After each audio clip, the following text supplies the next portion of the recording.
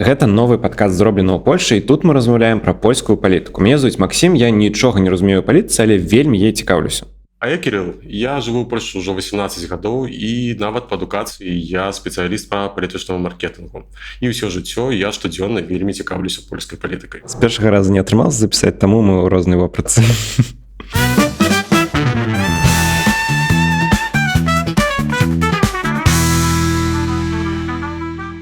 Давай паразмаўляем пра апошнія выбары, што адбылося 15 кастрычніка. Бо перад тым, як пачаліся выбары, на мяне ў тыктоку валілася проста нейкая гара кантэнту, дзе полькі, палякі пісалі пра тое, што тыпу, калі апазіцыя не пераможа, то ўсё, у Польшчы будзе дыктатура. Чаму гэта сапраўды гістарычная падзея? Ці гэта палякі проста так вось для прыгожага слоўца казалі? Сапраўды, выбары 15 кастрычніка – гэта гістарычная падзея, гэта эпахальныя выбары.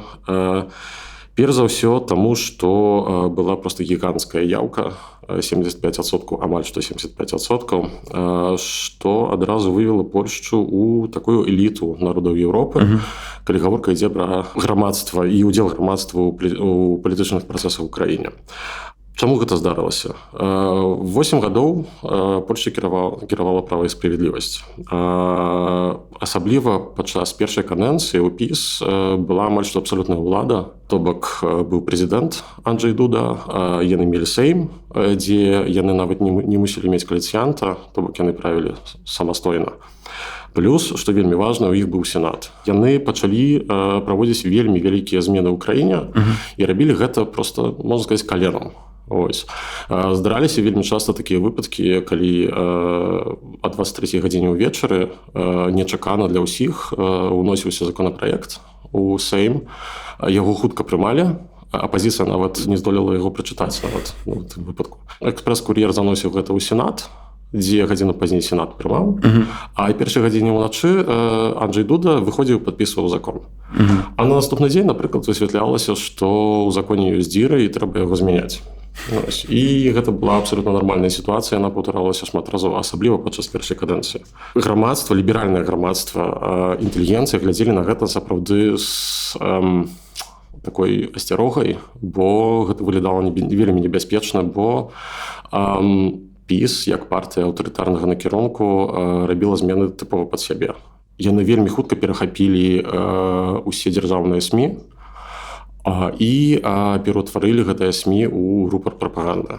Ёсць такі чалавек, Яцек Курскі, гэта вельмі блізкі супрацоўнік Ярослава Качынскага, з якім у яго адносіны вельмі дзіўныя, але Яцек Курскі – гэта геній. Чорны, але геній. Вось, сур'ёзна.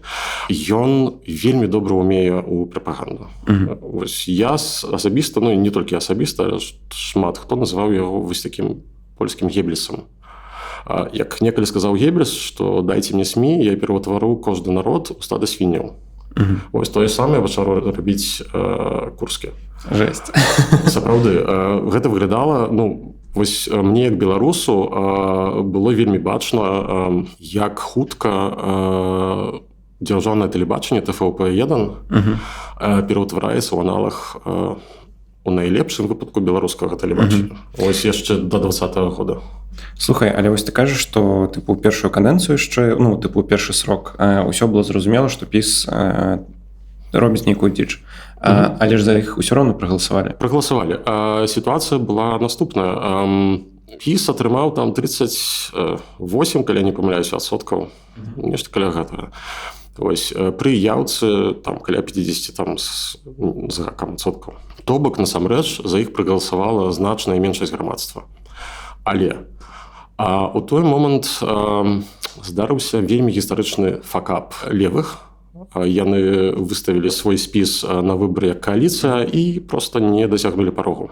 І ў выніку праз тое, што ў Польшчы галасы з выбараў пералічваюцца на мандаты па сістэме Донта, яны атрымалі бонус і пачалі кіраваць Польшчай абсолютно самастойна. Але пра гэта яшчэ там пазней больш падрабязна. Окей, так, давай павернемся да выбараў. Тыпу, давай яшчэ раз апішам сітуацыю перад выбарамі. То бок, 8 лет ПіС кіруе, апазіцыі падаецца, што тыпу, калі не зараз, то ўсё Польшча ператвараецца ў дыктатуру.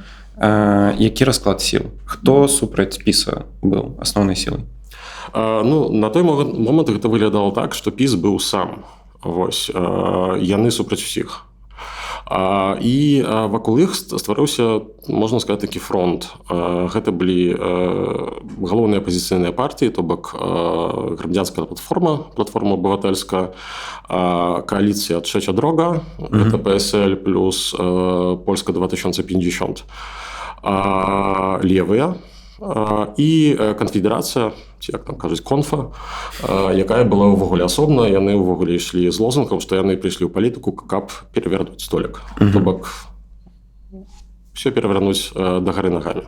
Зраблю адразу анонс, што мы ў адным з наступных выпускаў раскажам падрабязней пра асноўныя польскія партыі. Усё-такі сітуацыя тыпу ПіС кіруе 8 год, коаліцыя нейкая, апазіцыя адразу яны сталі коаліцыяй вось гэтых партый, каб ісці перамагаць ПіС ці не?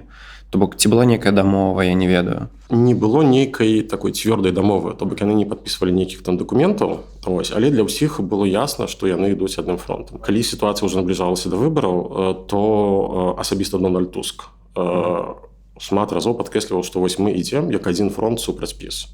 І в суме галоўным іх лозунгам было антыпіс. І тады яшчэ пытанне. Чаму, калі выбары адбыліся, ПіС святкаваў, быццам бы яны перамаглі? Вось распавядзі пра гэту сітуацыю. Быццам бы і тыя радаваліся, і тыя радаваліся. Што ўвогуле адбылося? ПіС фактычна перамог. Па выніках выбараў яны апынуліся на першым месцы па выніках галасавання. Тут, уласна, уваходзіць пытанне пераліку галасоў на мандаты. І ўжо ў экзіт-полах, калі абвясцілі экзіт-полы, гэта было о 21 гадзіне і 1 хвіліне, стала зразумела, што гэта іх перамога пірава. То бок яны могуць святкаваць ўсё, што заўгодна, але ўлады мець не будуць. Вельмі добра памятаю, як Качынскі выйшаў і з такой усмешкай, быццам ён праглынуў цытрыну, хвіліну перад гэтым распавядаў, што вось мы перамаглі, і фактычна гэта першая партыя у гісторыі сучаснай Польшы, якая 3-й раз запар перамагла ў парламенцкіх выбарах. Это першы такі выпадак. Але яны атрымалі значна менш галасоў, чым гэта патрэбна для таго, каб стварыць урад. Бо каб стварыць урад, трэба мець 231 голас. А 3 апазіцыйныя партыі разам атрымалі 248. І 3 апазіцыйныя партыі гэта платформа? Платформа, «Трzecia droga», «Трэці шлях» і левая. І ў гэты момант стала зразумела абсалютна, што пра ўладу яны могуць толькі памерыць. Давай празмаўляем пра яўку. Кажуць, што яна нейкая надзвычайна высокая. Мы маглі назіраць, як гэта кажуць у Польшчы, цуд над урнам. Так, то бок здарыўся сапраўдны цуд. Палякі, якія дагэтуль хадзілі на выбары, у колькасці 40%, 45%. У апошнія годы гэта яўка расла і там дахадзіла ўжо до 60%. Падчас гэтых выбараў прагаласаваць прыйшло 75% грамадзян. І гэта сапраўды просто цудоўны вынік. Бо сярод усіх еўрапейскіх краін, толькі ў некалькіх краінах людзі так масава прыходзяць галасаваць. І для амаль што ўсіх гэта было вельмі нечакана. Бо перад выбарамі амаль што ўсе апытанні паказвалі, што прыйдзе там 60%, максимум 65%, а тут было 75%. Я вельмі добра памятаю свой досвед. Калі 15 кастрычніка я пайшоў галасаваць, а гэта былі, здаецца, 4-тыя выбары польскія, на якіх я галасаваў, і мне давялося стаяць у чарзе больш за гадзіну. Нічога сабе. І гэта быў проста неверагодная маса людзей, людзі ўвесь час прыходзілі, і ўсе былі ў такім сапраўды святочным настрою, і вельмі добра было бачна, што вельмі шмат людзей, якія прыйшлі галасаваць упершыню. То бок людзі нават не ведалі, што рабіць, не ведалі, куды ісці, пыталіся проста адно аднаго. Добра, давай паразмаўляем, чаму так адбылося. Што здарылася, што столькі людзей прыйшлі на выбары? Перш за ўсё, варта згадаць, што ўсе 8 гадоў ліберальны электарат у Польшчы адчуваў сябе пад нейкім прыгнётам. ПіС вузка накіраваў сваю праграму да вельмі вузка акрэсленых частак грамадства. Перш за ўсё да пенсіянераў, другое да жыхароў вёсак і малых гарадоў. А павестка жыхароў буйных гарадоў, яна была ўвогуле выключана. ПіС увогуле не звяртаў увагу на гэта. Яшчэ да гэтага варта ўзгадаць пра дзеянні палітыкаў ПіС. Перадусім, ну, канешне, гэта Качынскі, куды ж без яго. Ён некалі падчас аднаго з мітынгаў, это было, здаецца, яшчэ падчас першай кадэнцыі, назваў тых людзей, якія не галасуюць на ПіС, горшым сортам полякаў. Нет. Сапраўды, так. Вось не ведаю, ці маю нейкага адвайзера ад палітычнага маркетынгу, але просто я вельмі добра памятаю, як даслоўна 3 дні пазней па вуліцах пачалі хадзіць людзі ў кашульках з напісам «Горшы сорт поляка». Плюс яшчэ варта ўзгадаць прэзідэнцкія выбары 2020 года. ПіС галоўным сваім антаганістам зрабіў тэматыку ЛГБТ. Вау. І яны пачалі раскручваць такую хвалю ненавісці, і ўсё дайшло да таго моманту, калі прэзідэнт Анджэй Дуда падчас мітынгу сказаў, што ЛГБТ гэта не людзі. Пачала хваля абурэння, і каб, скажам так, не дазволіць людзям забыцца пра гэта, 2 ці 3 дні пазней кіраўнік ягонага штабу Przemysław Czarnek, таксама вельмі цікавы персонаж, абсалютна дастойны асобнага выпуску, падчас размовы па тэлебачанні сказаў амаль што даслоўна такую фразу, што гэтыя людзі ніколі не будуць роўныя нам, нармальным людзям, таму тут няма ўвогуле аб чым размаўляць, калі гаворка пра правы чалавека. Які жах. Для людзей з буйных гарадоў гэта ўсё ж такі важна. Мы ўсе варымся ў грамадстве, мы ўсе маем розных сяброў. Людзей гэта зачапіла. І ў той момант яны проста, вось, здаецца, нехта проста пагрукаў у дзверы Качынскага і Дуды і сказаў, што хлопцы, супакойцеся. Вось, цішэй, бо зараз будзе дрэнна, так? І яны так пачалі хутка звертваць гэту тэму. То бок яны спачатку выйгралі 19-й год парламенцкія выбары, і потым трыумфальна прэзідэнцкія. выйгралі. Трыумфальна, што? Так, ну, там 44, калі не памыляюся, адсоткі нешта так. Ось, ну, але там просто была такая сітуацыя, што апазіцыя просто ляжала і нічога не рабіла і не мела ніякіх ідэй на тое, каб вось прабіцца ў павестку. Давай паговорым пра Туска і пра платформу. У гэтым кантэксце варта згадаць пра, увогуле, я б сказаў, феномен Дональда Туска. Бо пасля яго ад'езду ў Еўрасаюз платформа... А калі гэта адбылося ўвогуле, чаго не паехаў? У 2014 годзе. Тыпу, у 2014 годзе апазіцыя прайграла? У 2014 годзе яшчэ не было выбараў, але Туск эвакуаваўся, скажем так. Ён вельмі трапна вычуў момант, гэта ўсё ж такі мастадонт сапраўды палітыкі, ён мае чуйку, ось, і ведае, што адбываецца, і ён ведаў, што будзе Окей, паразмаўляем пра гэта пазней. Давай, ён вяртаецца. Ён вяртаецца і перахапляе ініцыятыву. У нейкія моманты падчас другой кадэнцыі ПіСу, на пачатку другой кадэнцыі ПіСу даходзіла да таго, што платформа была на 3-м месцы, напрыклад, у апытаннях. І нават былі галасы, што платформа проста перастане існаваць у нейкі момант. Сапраўды, ўжо пачыналася эрозія, пачыналіся нейкія працэсы. Вядома, што палітыкі хочуць быць заўсёды ўтопе, а калі яны не ўтопе, то падключаюцца асабістыя амбіцыі і пачынаецца такі раздрай. Давай толькі зафіксуем, калі Туск вярнуўся да Польшчы. Ён вярнуўся ў 2021 годзе і адразу перахапіў ініцыятыву. 3-4 дні пасля таго, як краёвая рада платформы абыватэльскай абвясціла яго старым новым кіраўніком платформы. А краёвая рада, прабач, што гэта? Ну, гэта такі начальны орган у партыі, партыйны орган, ЦК, скажам, каб было ўсім зразумела ў нашым кантэксце. Даслоўна 3-4 дні пасля яны адзначылі ўзрост натаванняў кшталту там 10%.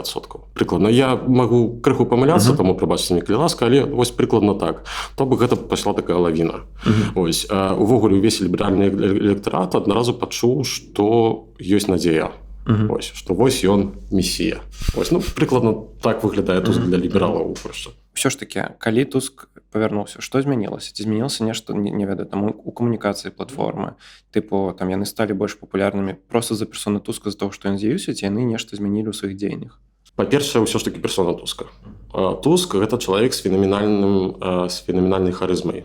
Сапраўды цяжка знайсці кагосьці з такой харызмай у Польшчы. Канечне, такія асобы ёсць яшчэ, мы пра гэта яшчэ будзем успамінаць у нашым падкасці. Але Туск гэта чалавек, які патрапіў, змог скансалідаваць проста ўвесь электарат ліберальны вакол платформы. Людзі ізноў паверылі, што можна змяніць сітуацыю, што можна перамагчы падчас выбараў. Перад выбарамі, ўжо бліжэй да выбараў 23 года, ён змог вычуць той момант, калі трэба было зрабіць нейкі ход канём. І гэты ход канём, дакладней два, гэта былі два вялікія маршы ў Варшаве. Я, на жаль, не быў на першым маршу 4 чэрвеня у гадавіну першых часткова вольных выбараў у Польшчы, але быў на другім, 1 кастрычніка. Я яшчэ згуртаваў вакол сябе групу знаёмых з Твіттера, і мы такой беларускай невялікай грамадой пайшлі паўдзельнічаць у гэтым маршы. Гэта марш мільёнаў сэрцаў яго называлі яшчэ? Марш мільёна сэрц, так, і атмасфера, якая там была сапраўды неперадаваемая. Па-першае, гэта была самая вялікая маніфестацыя ў гісторыі Польшчы. Там хутчэй за ўсё не было мільёна чалавек. Але розныя інтэрнэт-платформы спрабавалі падлічыць, вядома, падлічыць вельмі цяжка, але ўсё ж такі каля 600-700 тысяч хутчэй за ўсё было. І настрой людзей быў проста неверагодны. Людзі пабачылі, што іх шмат. Людзі паразмаўлялі з абсалютна незнаёмымі ім людзьмі падчас гэтага маршу, абмяняліся меркаваннямі, перадалі гэта пасля далей як ланцужок, так, вярнуліся да хаты і распавялі знаёмым. Гэта вельмі добра дзейнічае на мабілізацыю электарату. Плюс таксама вельмі важная тэма гэта змена тону. Было вельмі заўважна, што платформа так крыху схавалася. Падчас усіх папярэдніх кампаній платформа ішла на выбары як патэнцыйны пераможца і не звярталі ўвагу на іншых патэнцыйных кааліцыянтаў. То бок, ёсць толькі мы, галасуйце на нас, а там астатнія пасля выбараў разбяремся, неяк там дамовімся. Не. Тут Туск адклаў гэтыя ўсе спрэчкі на бок, і нават падчас марша, таксама хто добра памятае, ён казаў, што калі ласка, прыходзьце галасаваць і галасуйце не толькі за нас і за нашых кааліцыянтаў, і што мы ўсе будзем разам, менавіта разам, не толькі платформа, але і Чэча Дрога, і левая, пераможам ПіС. І тут вельмі важна ўзгадаць вельмі цікавы момант, які здарыўся толькі падчас гэтых выбараў. Гэта феномен тактычнага галасавання. Існавала праблема з трэцім шляхам. Гэта саюз двух груп. Гэта партія ПСЛ і партія Польска 2050. Гэта партія Шымона Галоўні. Шымона Галоўні, дакладна. Яны чамусьці, не ведаю чаму, верагодна праз амбіцыі, не змаглі дамовіцца, каб стартаваць з адной агульнай лісты кандыдатаў, так, спісу кандыдатаў. У такім выпадку дзейнічае парог 5%. І яны стартавалі як кааліцыя. А для кааліцый парог складае 8%. І прыкладна за 2 тыдні перад выбарамі пачалі надыходзіць такія рэзультаты апытанняў, дзе гэтая кааліцыя атрымоўвала менш за 8%. Менш парог. То бок была вельмі вялікая верагоднасць паўтарэння сітуацыі з 2015 года, калі вылет левых даў уладу ПіС. І вельмі шматлікія публіцысты, інтэлектуалы, палітыкі, нават былыя прэзідэнты, тыпу Александр Квашневскі, які вельмі папулярны палітык у Польшчы дагэтуль.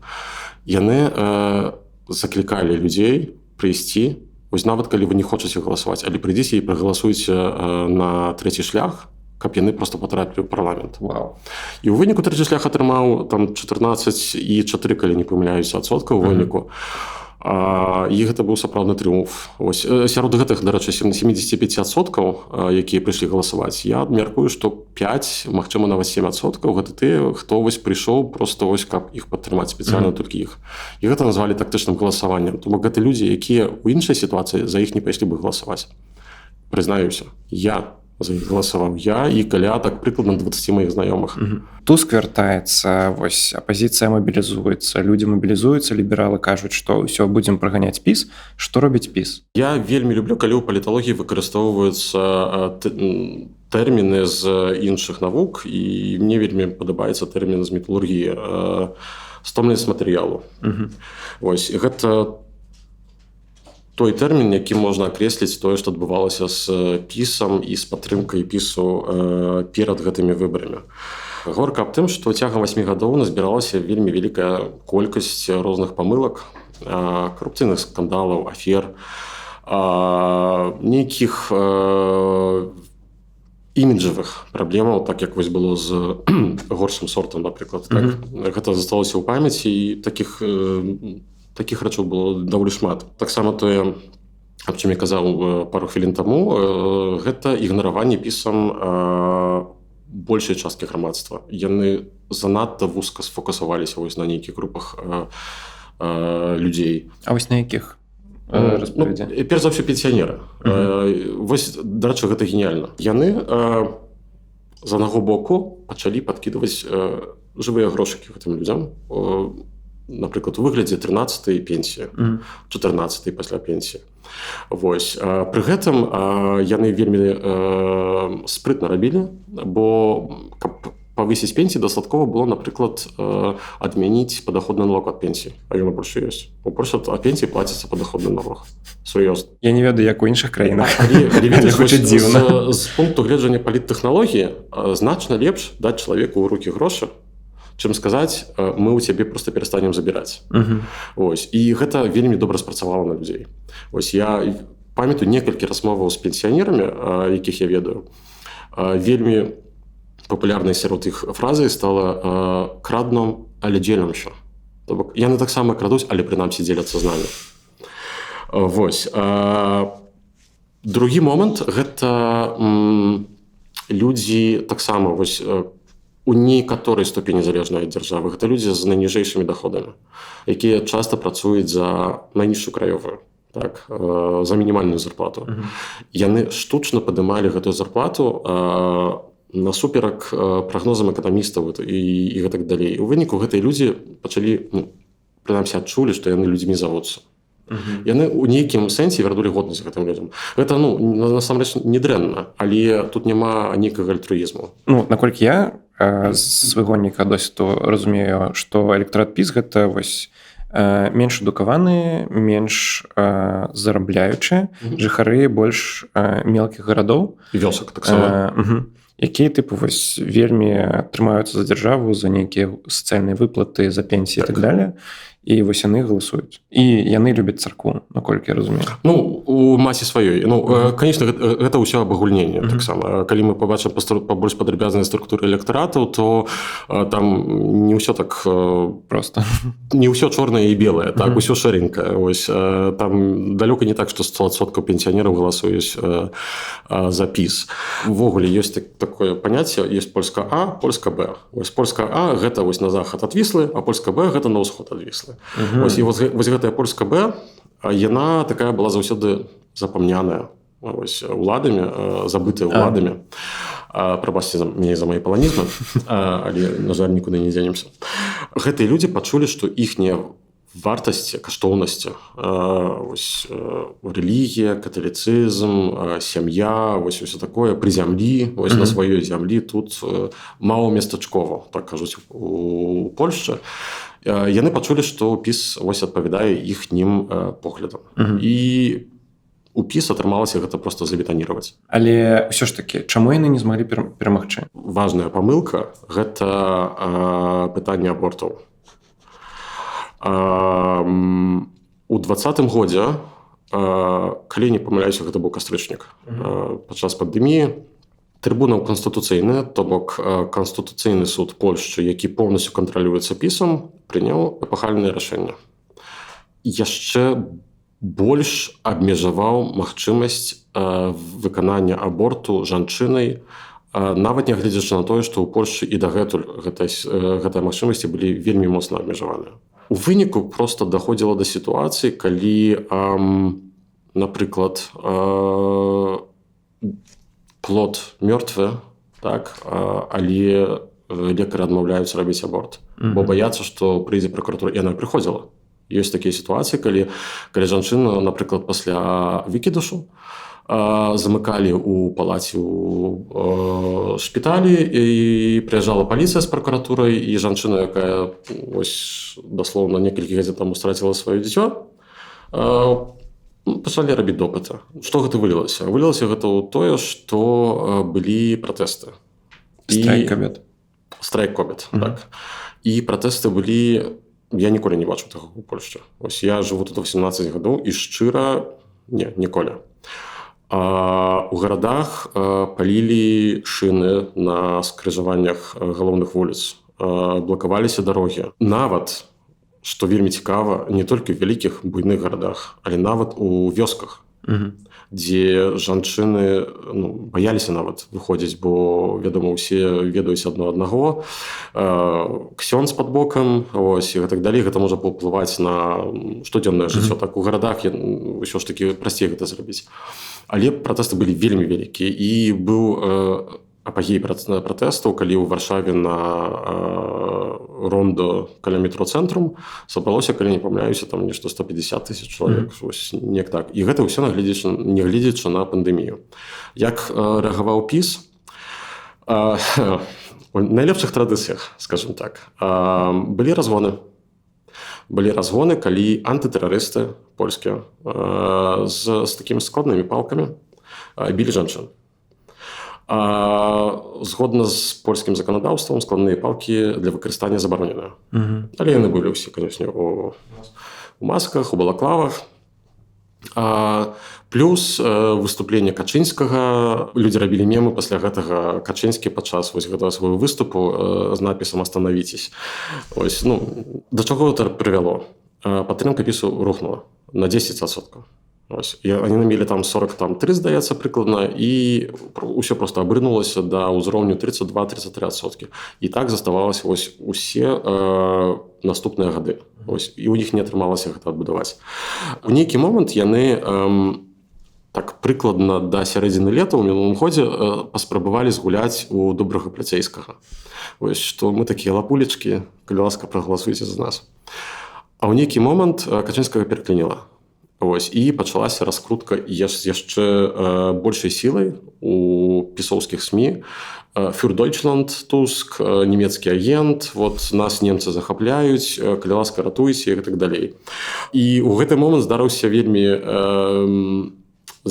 цікавая, смешная, нават сказаў бы, сітуацыя. Беата Шыдла, якая была прэм'еркай Польшчы падчас першай кадэнцыі ПІСу, падчас нейкіх мітынгаў, калі было бачна, што гэта ўсё не працуе і што ўсё рухаецца вельмі небяспечным для ПІСу накірунку, выпаліла такую фразу: «Сцісніце зубы, зачыніце вочы і прагаласуйце проста за ПІС».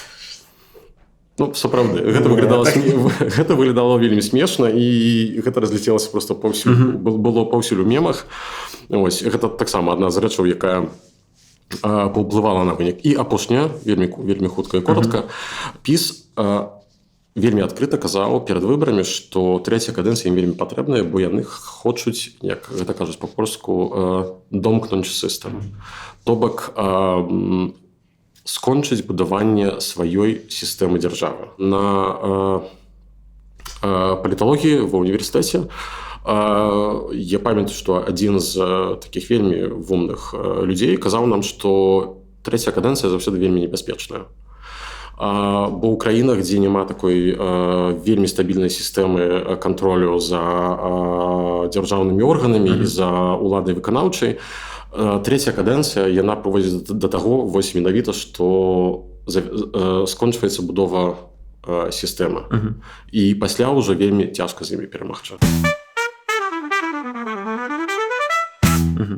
Окей, давай зафіксуем, што сапраўды змянілася. Вось было шмат размоваў пра тое, што вось пазіцыя прыезду ўлады, ўсё будзе супер. Наколькі я ведаю, там нават курс злотага крыху узмацніўся адразу пасля выбараў. Казалі, што вось зараз сюды ліне капітал і гэта ўсё астатняе. Вось прайшоў амаль год. Давай караценька, ці сапраўды апазіцыя робіць тое, што яна абяцала? Ці сапраўды нешта так кардынальна змянілася? Калі гаворка пра кааліцыю, то кааліцыя вельмі рознакаляровая. Вось, усё ж такі. Гэта было бачна на самого пачатку, бо калі мы паглядзім на партыі, якія ў складзе кааліцыі, то ёсць, вядома, ёсць платформа абывательская. Гэта партія, якая па сваіх поглядах нагадвае левацэнтрысцкую, скажем так. Ёсць левыя, сярод іх ёсць нават ультралевыя, якія там з партыі разам. І ёсць кансерватыўнае крыло, гэта Чэча Дрога, ПСЛ. Таму у іх сапраўды вельмі няшмат супольнага, калі мы паглядзім на погляды і праграму.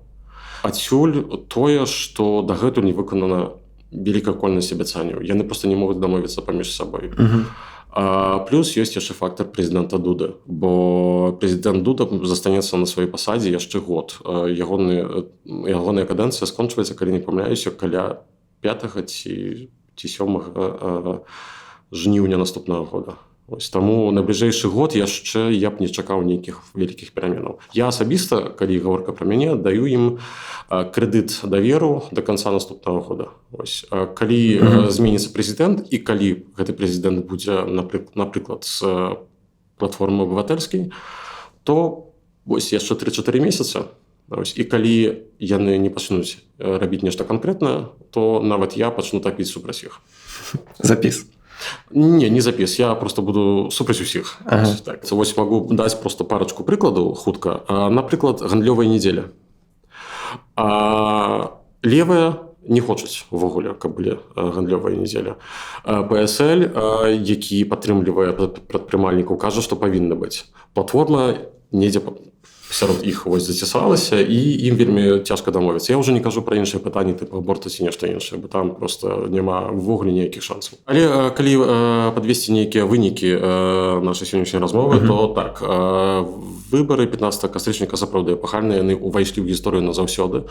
І нават пра 100 гадоў у падручніках па брыталогіі абавязкова буду пісаць пра гэтыя выбары, збіраць, як мы сёння з табой. Але варта памятаць, што кааліцыя так, яна ходзіць па вельмі тонкім лёдзе. Што б я зрабіў на іх месцы? Я б просто заваліў Дуду законамі. Я б просто прымаў як ксеракс. Разумееш, штодзённа нейкі закон. Прыносіць яму вось папку, там 30 законаў, на, калі ласка, падпісвай. Ён усё вітуе, і ўсё застаецца на ягоным сумленні. І ўсё ідзе палітычна, ідзе на рахунак не кааліцыі, а на рахунак Дуды. Яны гэта не робяць, і, шчыра кажучы, я пакуль што не разумею. Чаму? Ёсць інсайды, я там чуў ад пэўных людзей, якія там тусяць у Сейме, што яны збіраюцца пайсці ў контрнаступ пасля канікулаў. Паглядзім, канечне, як гэта будзе, вельмі на гэта спадзяюся. Бо калі яны не пачнуць нешта рабіць, то піс і вернецца сапраўды з нагі. І гэта будзе трыумф такі, і яны іх проста размажуць, і Туск пойдзе сядзець. І нават Качынскі ўжо сказаў, наколькі ён пойдзе сядзець. На пажыццёвы тэрмін. Добра, гэта быў першы наш выпуск. Ставце, калі ласка, падабайкі, пішыце каментары, пішыце, якія тэмы будуць цікавыя. Для мяне асабіста ўвогуле першы досвед нейкіх падкастаў, таму адразу прашу прабачэння за нейкія несцісласці. Падпісвайцеся, стаўце лайкі, калі ласка, шэрце, распаўсюджвайце інфармацыю, бо беларускамоўны кантэнт вельмі важна падтрымліваць. І да сустрэчы.